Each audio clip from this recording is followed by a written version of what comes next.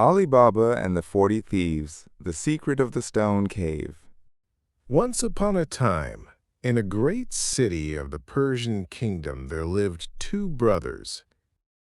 The elder brother, Qasim, had married a wealthy woman and lived in luxury, surrounded by riches. But the younger brother, Ali Baba, had married a poor girl whom he loved dearly. They worked hard from morning till night, yet their life remained very difficult. Every day, Ali Baba would take his donkey into the forest to gather firewood. One day, as Ali Baba was chopping wood in the forest, he suddenly heard the sound of hooves and loud voices coming from afar. He quickly climbed up a tall tree to hide and watch what was happening. A group of horsemen rode up to a large rock and jumped off their horses, laughing and talking loudly.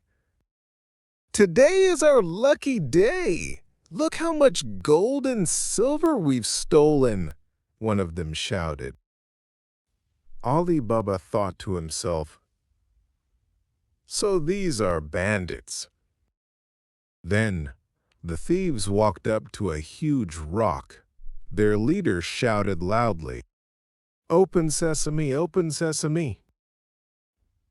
The giant rock slowly moved aside, revealing the entrance to a hidden cave. The bandits led their horses inside. After a while, they came back out. The leader turned toward the cave and called out, "Close, sesame!" The rock rolled back into place, hiding the entrance as if nothing had ever happened. The thieves climbed onto their horses and rode away. He walked up to the rock and boldly shouted, "Open sesame!" To his amazement, the rock moved, and the cave opened wide before him. Inside, Ali Baba saw a mountain of gold, jewels, and treasures like he had never seen in his life. He stood in awe for a moment, speechless with wonder. Then, quickly gathering 2 baskets full of gold and precious jewels, he ran outside and said, "Close, sesame." The rock closed behind him just as it had before. Ali Baba loaded the treasure onto his donkey and returned home. When his wife saw all the gold and jewels he had brought back, she was stunned. "Where did you get all this treasure? You didn't steal it, did you?" she asked. Ali Baba told her everything that had happened in the forest. The next day, Ali Baba's wife, dressed in fine jewelry, went to visit Qasim's house. Only her sister-in-law was home. She gifted some of the beautiful jewels to her, which both surprised and delighted her. But at the same time, Ali Baba's the greedy brother. sister-in-law couldn't help but feel jealous. That night, when Qasim returned home, his wife sighed and said, "Ali Baba's wife has always been poorer than us, but now they've become wealthy." "Did you know that, my husband?" Qasim replied, "Who doesn't know how poor they were? They barely had a single coin in their house. What nonsense are you talking about?" Then his wife showed him the jewelry she had seen and told him everything she had overheard that morning. Qasim, burning with jealousy, stormed over to his brother's house and forced Ali Baba to tell him the whole truth. But Qasim was too greedy to listen. The next morning he rushed to the mountain Ali Baba had told him about. Standing before the massive rock, he shouted loudly, "Open sesame!" The stone moved aside immediately. Kasim entered and was stunned by the piles of gold, silver, and precious jewels inside. His eyes sparkled with greed. All he could think was, "I'm going to be rich." But in his excitement, he forgot the magic words to exit the cave. He panicked, pacing back and forth, trying desperately to remember. Then the 40 thieves returned. When they found Kasim inside the cave, they were furious. Kasim tried to escape, but the thieves wouldn't let him go. In the chaos, one of them struck him down with a sword, and Kasim died on the spot. The next day at noon, when Kasim still hadn't returned, Ali Baba grew worried and went to the cave. There he discovered his brother's lifeless body. Heartbroken, he wept and carried Kasim's body back home. A few days later, the thieves came back to their treasure and were shocked.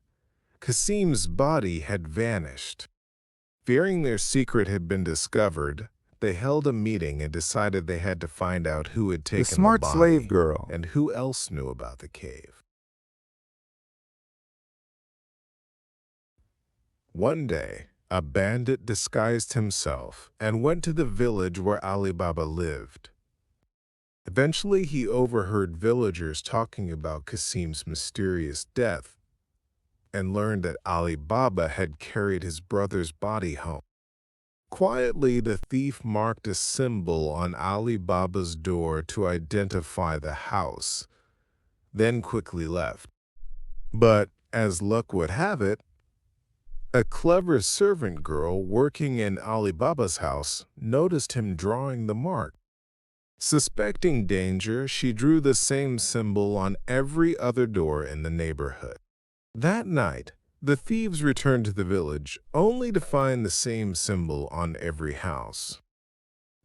Confused and unable to identify Ali Baba's home, they left empty-handed. When they returned to their hideout, the thief who had failed the mission was punished and executed. Their leader then sent another thief to try again. This time, the thief marked the house in a hidden spot so no one could see it. When he returned and confirmed the mark, the leader came up with a deadly plan. He bought 40 large oil jars. One was filled with oil, and the other 38 were hiding thieves inside. He loaded the jars onto 19 donkeys and disguised himself as an oil merchant, then traveled back to the village. At Ali Baba's door, the disguised leader knocked and said, "I'm a friend of Kasim. Every year I pass by this place, and your brother always welcomed me warmly." Hearing that this man was a friend of his late brother, Ali Baba invited him in, helped unload the jars, and offered him a generous meal. That night, the clever servant girl heard noises from the jars. Curious, she opened one. To her horror, she found a man hiding inside. Instead of screaming, she quickly ran to the kitchen, filled a pot with oil, heated it until it boiled, and poured the hot oil into each jar one by one. The thieves inside never saw it coming. Too afraid to move, they were burned and killed silently. The servant girl then grabbed a sharp dagger and hid in the garden. At midnight, the thief leader thought it was time. He tossed a small stone into each jar as a signal, but there was no response. Assuming they were asleep, he angrily walked outside. Suddenly, the servant girl leapt from the shadows and stabbed him, killing him instantly. The next morning, she told Ali Baba everything. He was horrified when he saw the bodies of so many dead thieves. After recovering from the shock, he and his family quietly buried the corpses in secret. From that day on, Ali Baba and his family lived a wealthy, peaceful, and happy life.